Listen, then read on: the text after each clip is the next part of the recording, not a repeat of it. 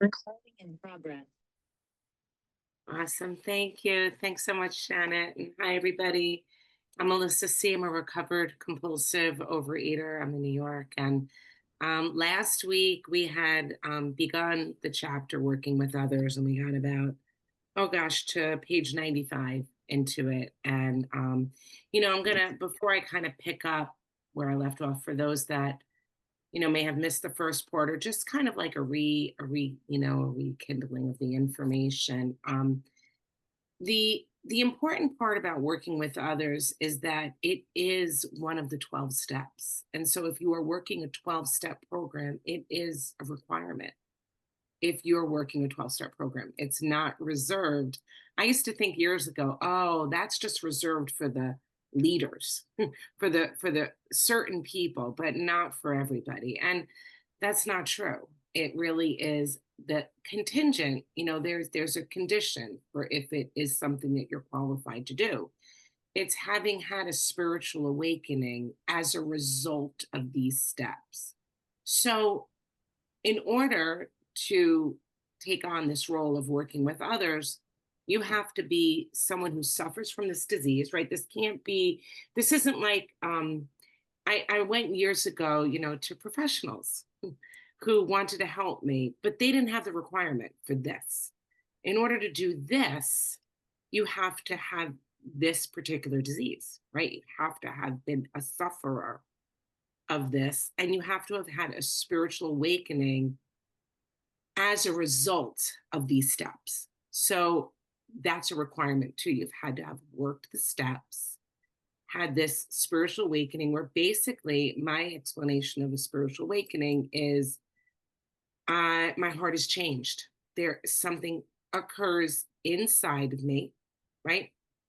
That God does for me, that which I could not do for myself. And then when that happens at my job, I endeavor upon carrying this message, not necessarily achieving it for other people, right? That I cannot be responsible whether somebody gets it, right? But I am responsible for delivering of the information. And to give you like a little bit of background about me, was I came in and out of the rooms of Overeaters Anonymous, back and forth and back and forth and back and forth. And the last time that I came and stayed, I was, what I would say is I was crushed.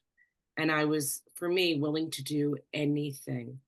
The idea that I could eat like other people, it was so, I was so, I understood that I could not eat like other people. I really had this clear understanding that every time I began to eat certain foods and in certain ways, I had zero control over it. It was like there was nothing I could do. And all my knowledge and all my willpower, because I had been in and out of the program, all the knowledge that I had, all that head information wasn't getting me anywhere because I hadn't surrendered.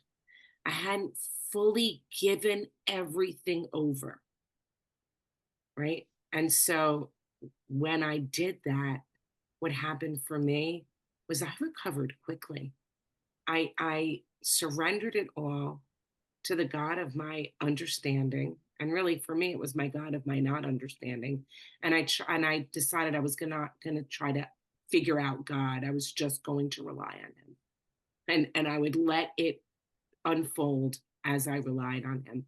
And what happened for me is I did have a spiritual awakening, and so I endeavor to carry this message to other compulsive overeaters. And the message that I really carry is that there is a God who loves addicts like us and who has miracles, readily available.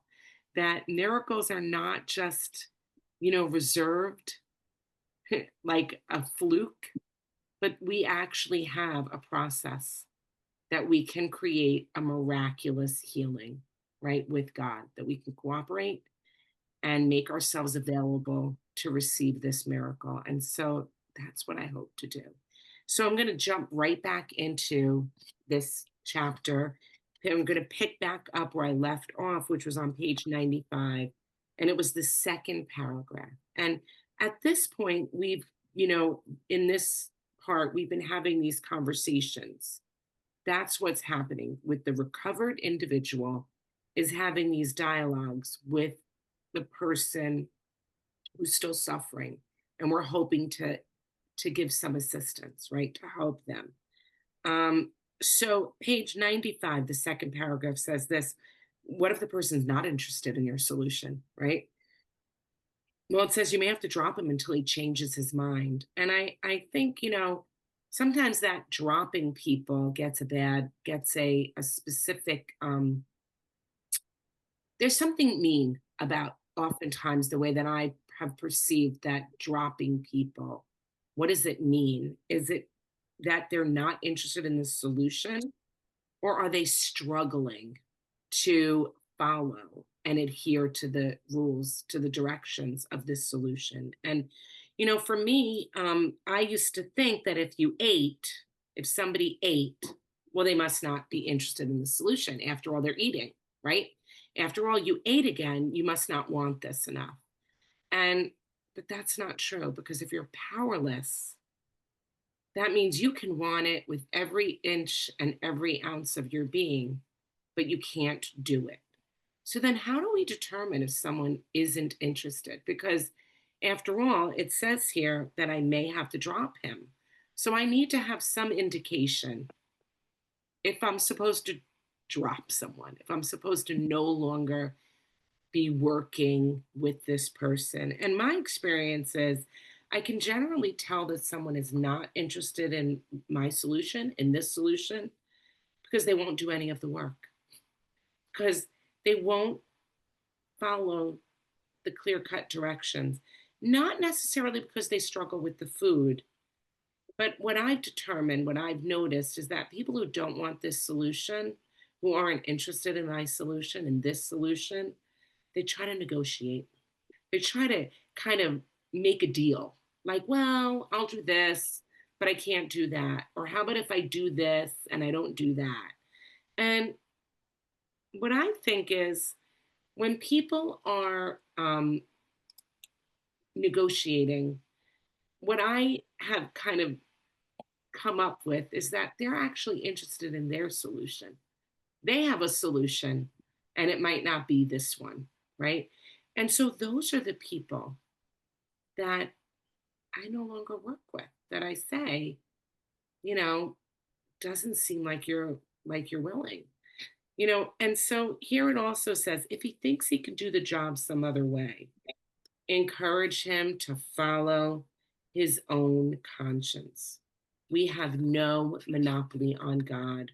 We merely have an approach that worked with us. And then it says, in any case, be friendly, let it go at that. So I have to say that oftentimes when I have these early dialogues with people, they come having tried many other solutions. And some of them are in different rooms of recovery-based programs, right? Different offsprings of it. And I don't argue. If somebody says that they want to go back to or they want to try a particular way, right? Or some other, Very cool. sometimes people say they want to try that diet again, whatever that diet was. I never argue, because we're supposed to let people run out of options, right? If in fact this is their option, if this is the one for them, I always say, like, I don't know, maybe it won't, maybe if you've got another approach, okay. Like, I certainly don't have all the answers. I know what worked for me. I know what my set of experiences are. And I love what it tells me again. Even if the person is not interested in what I have, I'm still supposed to be friendly. And I've shared this the last time, I think I probably say it to death, but this chapter actually uses the word friend 16 times. Why? Because we're not supposed to just be like holier than thou. above these other people, not actually able to form friendships. But this is the language of the heart. This is one person offering another person the solution that saved their lives. Of course, I would be friendly about that. Why wouldn't I be friendly about that? If this program saved my life, then and it has, then when I go to carry the message to other people, I come in the spirit of friendship. I come with like truly with love in my heart most of the time, trying to offer them what was so generously offered to me. And if somebody is not interested, I think it's even more important that we're friendly with them. And here's why. If in fact they do determine later down the line that they need this solution, well, if I'm not friendly to them, they're not going to be so quick to come back. I was taught by my sponsor and the people that went before me, I leave the porch light on and the welcome mat out, right? If somebody chooses to come back again, they should not feel like they have to eat crow to come back, right? They should feel like, and I go to meetings sometimes and there's some people I always hear they say, welcome home. Yes, we're supposed to say to people, welcome home, welcome back. So in any case, we're friendly, right? Okay, now it says, don't waste your energy trying to convince someone to work with you. What does that mean? Don't water the truth down. Don't water the truth down. I don't try to convince someone. Instead, it says, search out another alcoholic and try again. So when someone says to me, oh my gosh, this is a lot of work, this is hard, this is a lot of work, I never say, no, it's not. Oh no, this is easy. I let them know, you're right, it is a lot of work. Absolutely. And when people say, gosh, that's an awful lot, I say, I know. And yet I've been able to do every single thing that I'm asking you to do for over 11 years. So it might be a lot of work, but it's not impossible. Right. Um, but if someone is not willing, right? Page 96, the top says, search out another alcoholic and try again. You are sure to find someone desperate enough to accept with eagerness what you offer. It's a waste of time to keep chasing a man. If you leave such a person alone, he may soon become convinced that he cannot recover by himself. One of our fellowship failed entirely with his first half dozen prospects. And he often says that if he had continued to work on them, he might have deprived many others who have since recovered of their chance. So don't be discouraged. Find someone else. Find someone desperate. Desperation is essential. If someone is not desperate, desperate is, for me, it means you're out of ideas. No more tricks, no more schemes, right? Just like ready to do business. And we can't create desperation for another person. That's like not my job to make another person desperate.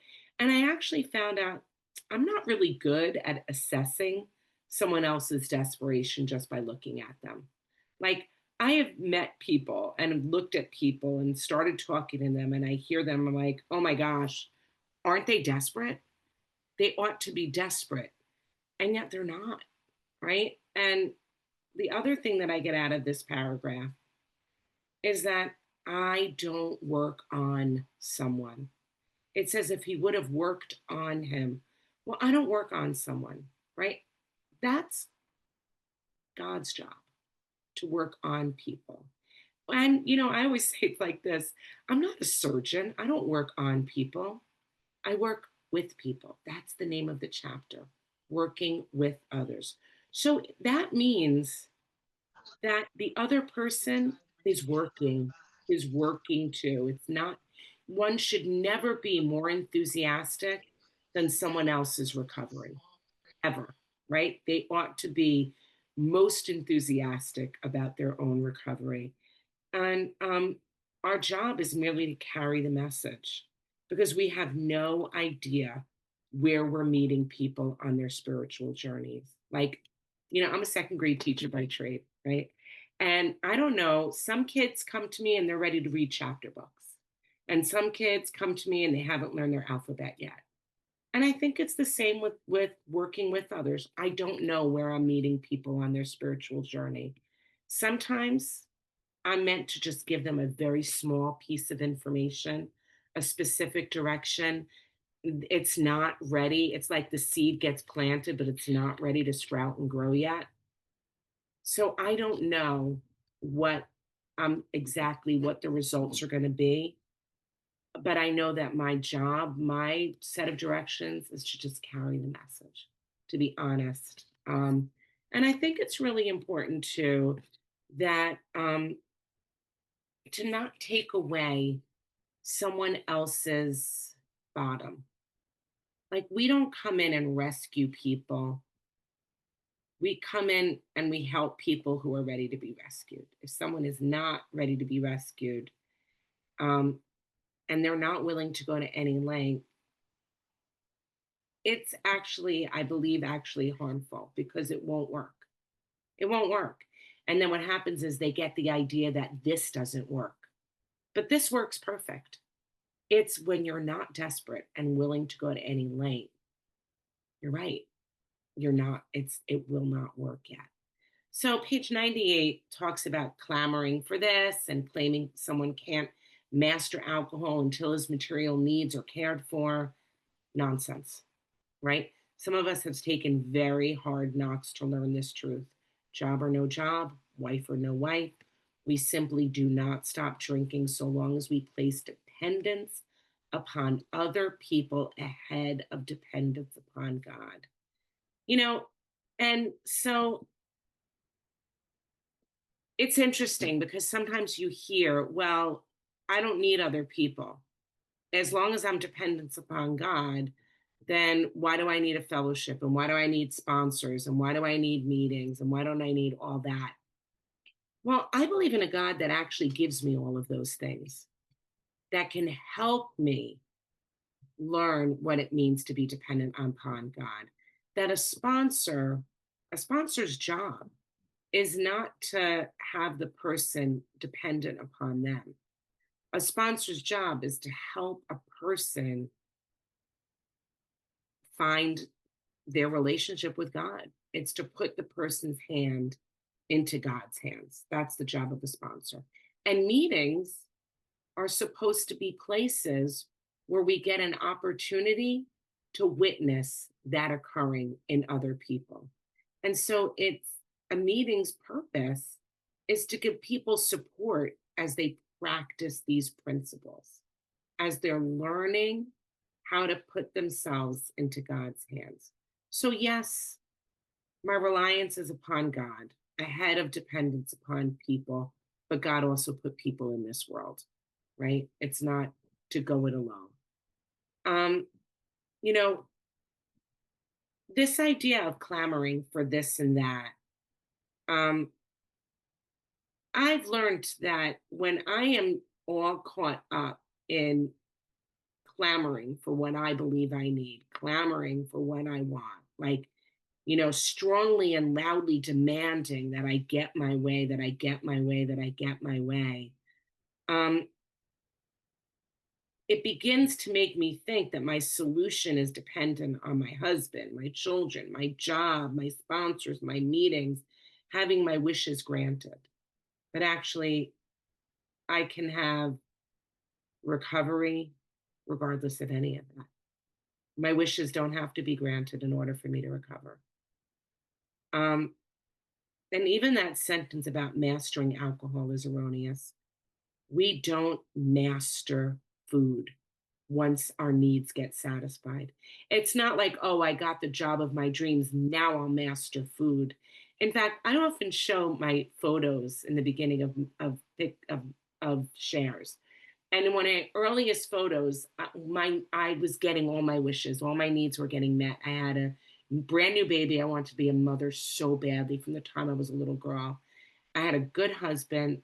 And the picture right afterwards, when I had all my needs met, I was bigger. My eating was worse. So having all my needs met has not been my solution. The second paragraph says this: burn the idea into the consciousness of every man that he can get well regardless of anyone.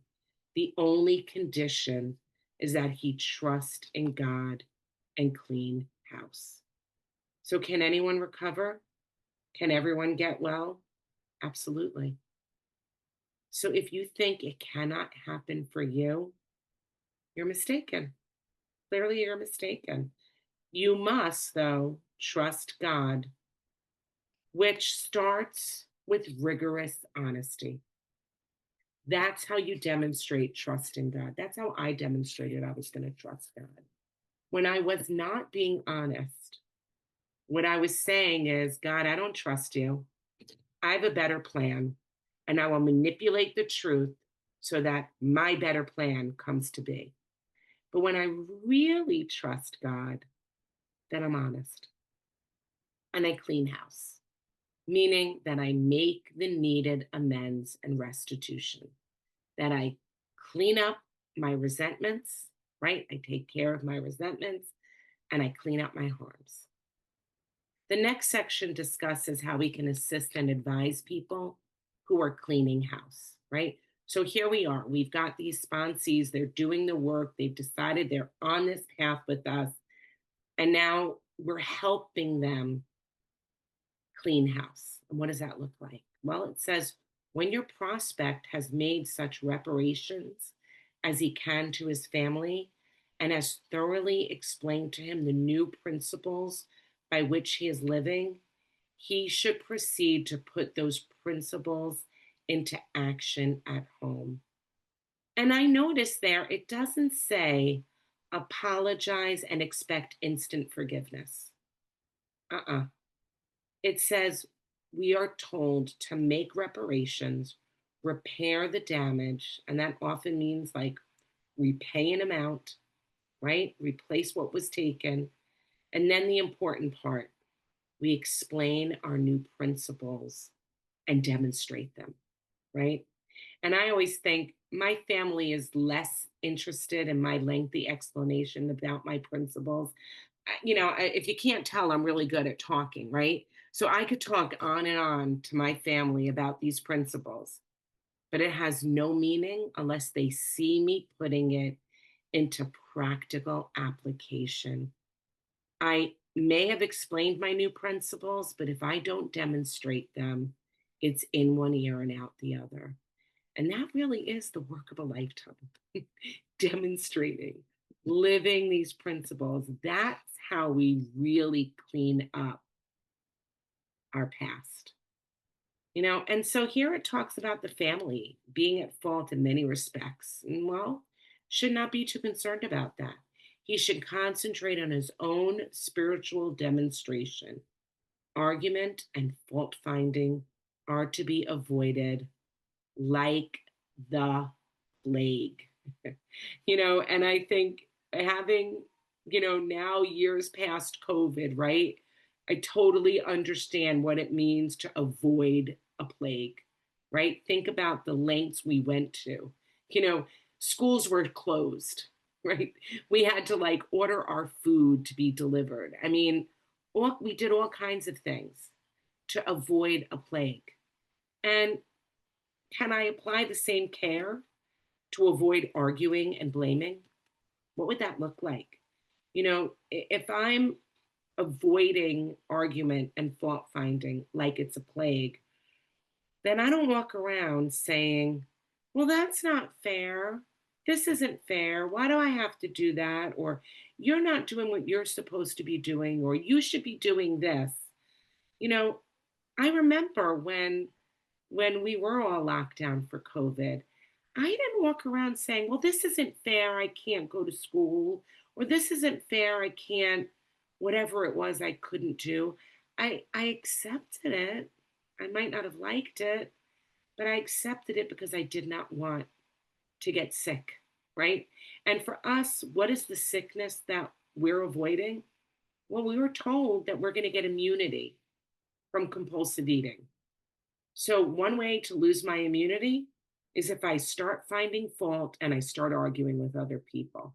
Oftentimes when someone loses their abstinence, It's not that they don't know that they're powerless, it's that they fail to live the principles that they have been talking about, that we've been talking about. They have not been putting them into application.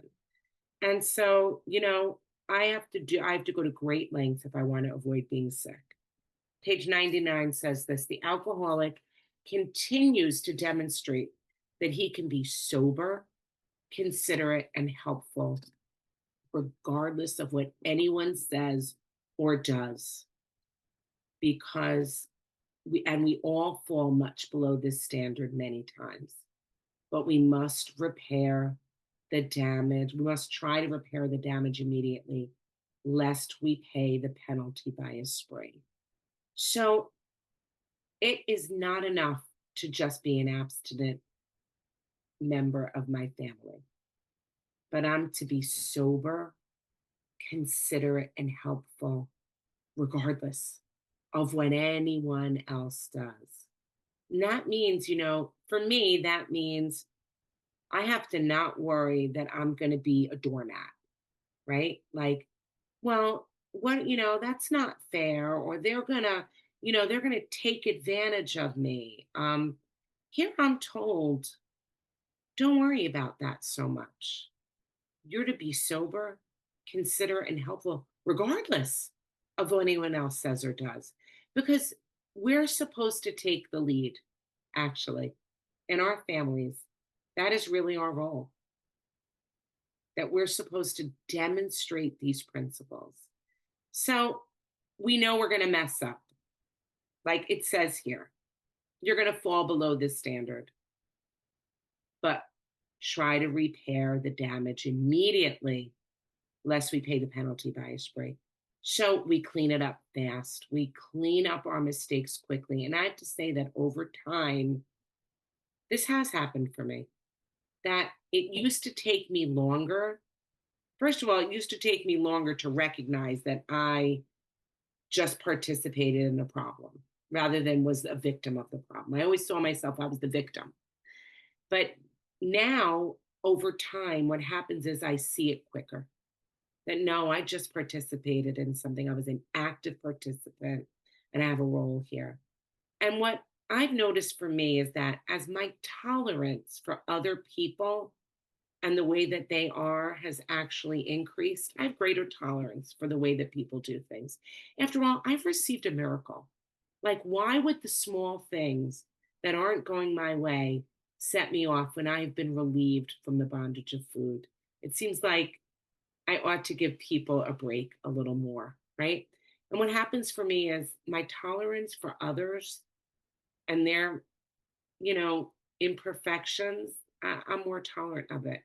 But my tolerance for myself and acting outside of the way that I believe God wants me to act, I feel it very quickly. And I know it's not, I feel it internally. I feel that it's like the stirring, that consciousness. My conscience has been awake. And I try to clean it up fast. I really do. I try to clean it up fast. Page 100, the first paragraph says this: both you and the new man must walk day by day in the path of spiritual progress. If you persist, remarkable things will happen.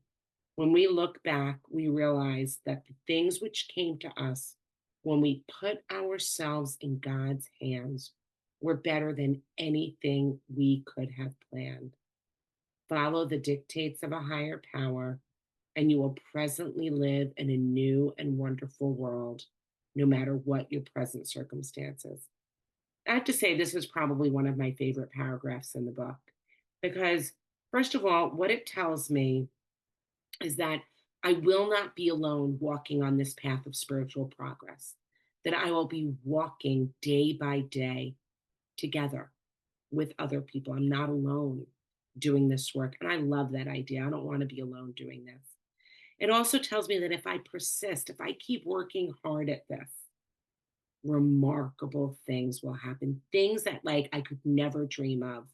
To me, my God has an incredible imagination, right? Like full of fixes and solutions that in a million years I could not dream of. And I've seen it happen. Like I could never imagine that certain things would unfold the way they have, and they have, right? And I'm promised that remarkable things are going to happen, things I'd never expect. And that when I look back, when I put myself in God's hands, it was better than anything I could have planned. My plans were so small. I didn't even know how big to dream. When I came in, my plan was get thin and get out. That was my original plan.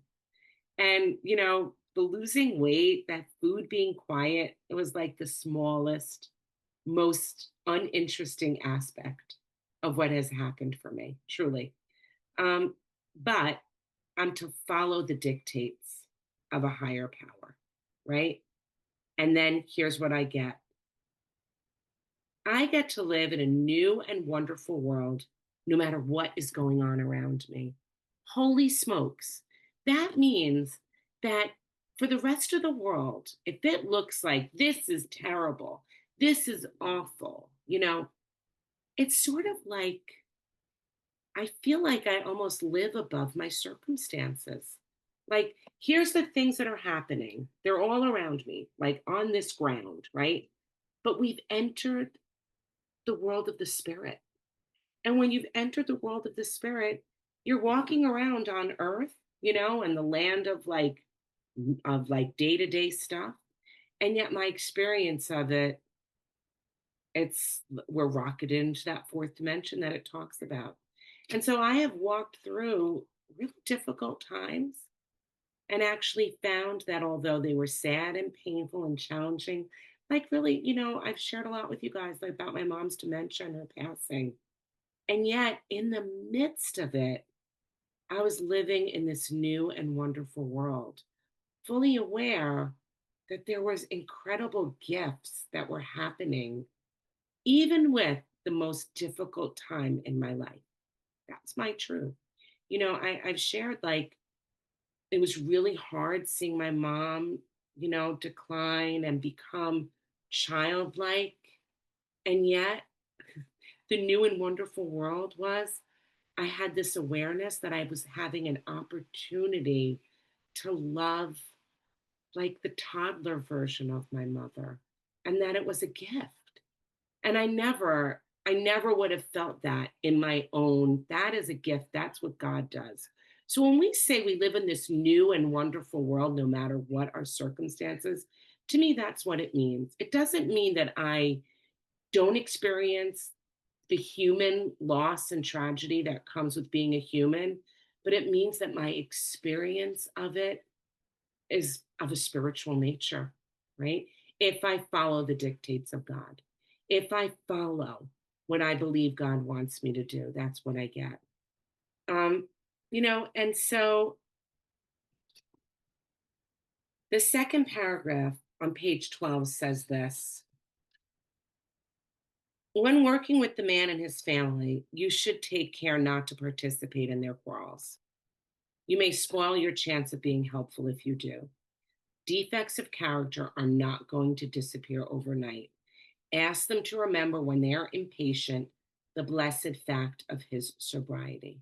So here's like when you're working with someone else. When they tell you, when a sponsee tells me something that their husband did, or their mother did, or their kids said, or their kids did or didn't do, we don't jump in there and participate by saying, what jerks? I can't believe they did that to you. Like, we don't stir them up. In fact, I used to think that's why I can't be a sponsee's friend, because I can't take their side. But I actually found out a true friend is a truth teller. A true friend doesn't puff you up and agree with you. A true friend helps you experience spiritual growth beside no matter what's happening. So when a sponsee is going through hardship with their families, what do? We point the light back on them. We help them find where they participated, where they got the ball rolling. What is their part in this? But we can also be encouraging when they fall short, right? When a sponsee tells me, I can't believe that I snapped at my husband or I did that again. And when am I ever going to learn? We don't let them drift into morbid reflection. It's okay to say, okay, so you got really mad, you fell short, but let's take a moment and acknowledge the miracle here. And I usually say, you didn't eat over this, did you? Did you eat over this? And they'll say, no, no, no, I didn't eat. And I'll say, well, let's thank God right now. Like, that's a blessed miracle. Let's take stock. You didn't eat. Like, that's progress. And now let's clean it up, right? Let's go ahead and clean it up. So we're to be cheerleaders. We're to encourage each other on this path of spiritual progress. And it says here, if you've been successful in solving your own domestic problems, well, tell them how it was accomplished. In this way, you can set them on the right track without becoming critical of them. The story of how you and your wife settled your difficulties with any amount of criticism. And so, what this tells me here is that the sponsor and the sponsee clearly have a relationship. If I am sharing with my sponsee some of the difficulties that I went through and how I use these set of directions to help make things better in my life, and here's how I did it, well, that means that we really do have a friendship, right? A very special kind of friendship. And I think it's a part of how we teach and how we lead.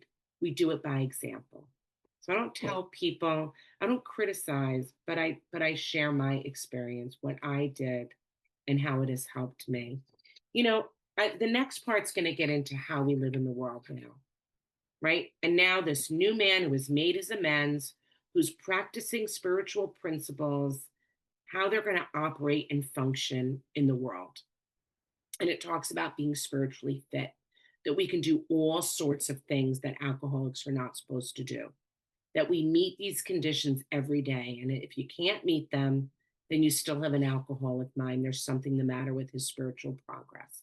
And so it says, then we don't avoid a place where there's drinking if we have legitimate reason for being there, right? And that's an important qualification.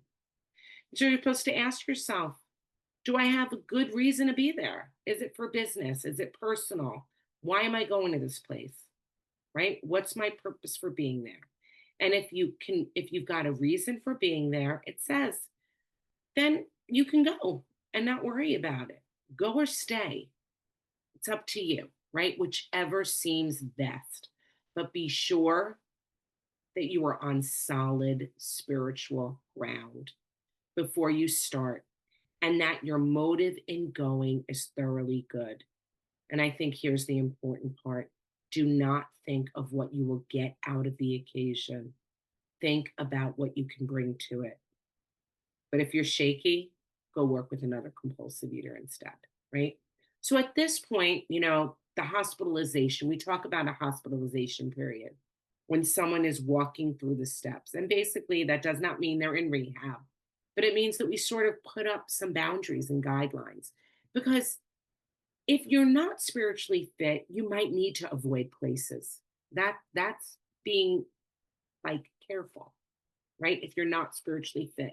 But if you've recovered, you've walked through the steps, you've made your amends, right? You've had a spiritual awakening, you ought to be able to go anywhere, right?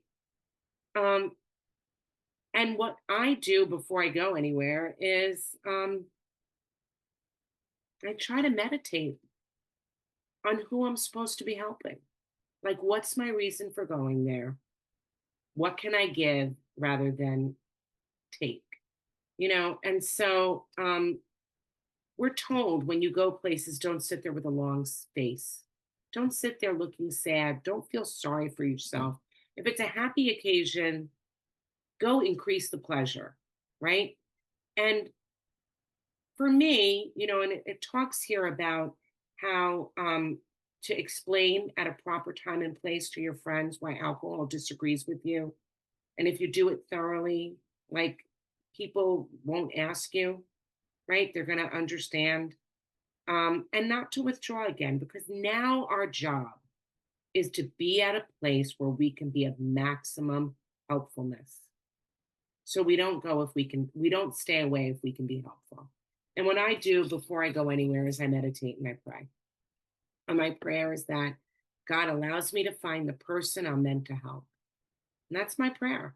I say, God, please show me who I'm to help today. Please use me to show others how amazing your power truly is. And when I go someplace, I try to make it like a game. I try to seek out the person I'm supposed to help. I look for someone who might be feeling socially awkward if it's at a big social gathering, or who might need a friend. At family functions, I sit next to someone. I used to have this aunt, God bless her. Um, she seemed to annoy everybody. Like other people were bothered by her, but um, I made it like my job. Like go sit next to her and be nice to her. Like listen to her stories. Um, for me, like I've got young nieces and nephews with little kids. They want to hang out at the dinner table. They want to like sit, have lengthy conversations and be able to socialize. And for me, what I could do is I could go play with my nieces and nephews in the other room. Like I can let them have adult conversations and get on the floor and play with the kids. And I always like to tell this particular story. For me, I went years ago, gosh, it's many years now, because this particular couple, it was their wedding and they were getting married in Texas. And I was nervous about the particular wedding because they're vegetarians. And you would think, I eat a lot of vegetables. You would think a vegetarian wedding would be a great place for someone like me, but it actually wasn't, because they're like, I call them pastatarians. It was like every form of pasta available seemed like that's what they ate. And my particular plan, I don't eat that. So I went to the rehearsal dinner the night before, and they're a young couple making their party, and there was really nothing for me to eat. And I realized, oh, I better be careful for this wedding. I'm going to have to take care of myself. And I prayed and I meditated and I took care of my needs. I ate my dinner on actually walking. I ate my can of salmon walking from the hotel to the venue. And I prayed. I asked God to help me because there was a lot of things there, you know. And when I got to that particular wedding, I was online to get a drink and a club soda, and I asked the bartender to, I get asked for a club soda and to make it look, I said, make it look like a nice drink, make it look pretty, and put some lemon in it and give me a nice straw and whatever. And I joked, I said, make it look like a real drink. And this young man next to me online, he was a kid, he said, he whispered real soft, he said, you don't drink? And I said, oh no, that ship sailed and sunk. I don't drink. And he said, I just got out of rehab. I've never been sober at an affair. Like, how do you do it? How do you do that at a wedding? And I told him, I said, I pray before I go, and I ask God to show me who I'm supposed to help. And I'm pretty sure that's you. I'm pretty sure I'm supposed to be helping you tonight. And, we made eye contact. I mean, it still like chokes me up. I think about it. It was so many years ago. That particular nephew, by the way, he's got 3 kids now. They're like grown. It's been so long. And I'm not really sure, what happened with that other young man. He was actually my nephew's first cousin on the other side. And I'm not sure, what his status was. But I know that night, neither of us drank. And, when I am at a wedding, what I've learned and at an affair is I never complain about what I can eat and what I can't eat, because I want to be a demonstration of this program. And I don't feel sorry for myself at things. I'm actually thrilled. I'm happy in my release. And what I've noticed at weddings is nobody cares what you're eating. No one cares. If they're offered you something and you don't want it, a simple no thank you is about all that's required. The bride and the groom, all they want you to do is to enjoy their affair. And so I increase the pleasure. I dance. I'm the first one on that dance floor. I have no inhibition. I go and I enjoy and I smile and I'm warm and I'm happy and the food is silent.